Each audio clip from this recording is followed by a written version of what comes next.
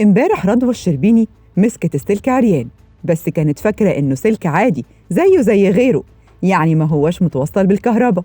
لكن للأسف السلك طلع متوصل بالمحول العمومي، يعني الفولت عالي زيادة عن اللزوم. عموماً حكاية الحرب اللي دايرة بين رضوى الشربيني وياسمين عز دي حكاية طويلة وعايزة قعدة. تعالوا احكيها لكم، بس وانتوا جايين يا ريت بسرعة تخبطوا اللايك كده على الماشي عشان الكلام يحلو. اللي حصل بقى إن واحدة امبارح كتبت تغريدة على تويتر فيها كلام من بتاع ياسمين عز، لكنها نسبت الكلام لرضوى الشربيني بالغلط. التغريدة بتقول: يعني البيت بفلوس الراجل وتيجي مراته تقول له اقلع الجزمة عشان السجادة؟ ده أنا أحط فساتين الماركات تحت رجله وهو يمشي عليها. سجاد إيه وبتاع إيه؟ كله تحت أقدام فرعوني الصغير. رضوى الشربيني بقى معرفتش تسكت وتعديها أو حتى ترد وتقول ده مش كلامي.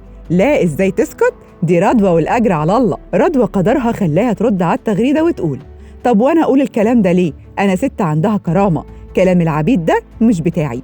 وهنا بقى الحبايب أخدوا التغريدة ومعاها التويتة وهاتك يا تشير، وكأن رضوى أعلنت الحرب دون أن تدري.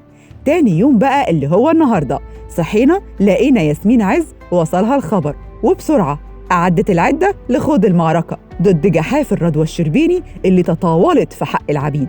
وعلى العصرية كده الرد كان جاهز ومتوثق كمان، ونشرته ياسمين على صفحتها الرسمية بالفيسبوك. ولم تكتفي بتويتاية واحدة، ياسمين كتبت في بوست قالت فيه: ويحك يا دعسوقة.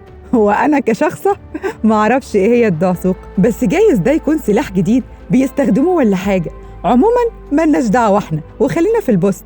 ياسمين كتبت: ويحك يا دعسوقة، كرامة إيه يا أم كرامة بلاستيك، يا أم كرامة مطاط تمط وتنكمش حسب المصلحة والظروف المحيطة. بليز يا مدام، كرامتك وقعت منك آخر مرة هناك، ابعتي عبد مظلوم من عندك يجيبها قبل ما تسيح في الشمس. واحكي لنا بالمرة قواعد بيات المرأة ال40 بره بيت جوزها من غير إذن. سلينا كده في الأجازة، لأنك شطبتي محتوى وبقيتي مملة، حتى في تلقيحك مملة، زيرو محتوى زيرو أنوثة. بس للأمانة انتي وصلتي في الاسترجال لليفل الوحش. ده أنا مش بس أدوس على الفساتين الماركة، ده أنا أدوس على أي حد علشان خاطر الفرعون الصغير الكبير، وبعمل ده في الحياة العادية وبقوله في العلن. إنما بقى لما يكون في خرابة بيوت بتبوس الجزم في السر وتعمل فيلم مظلوم وتطلع في العلن تحكي لنا مأساة المرأة الإغريقية، فكده انت محتاجة علاج يا مدام. روحي اتعالجي يا مدام، في تشوهات نفسية وشياط وغيرة، ويأس بدأ يتجلى ويتفشى ويترعرع في الأنحاء. وبلاش نشغل اسطوانة المرأة الحديدية، علشان المرأة نفسها لو عرفت انت ايه هيجيلها صدمة دماغية حضارية.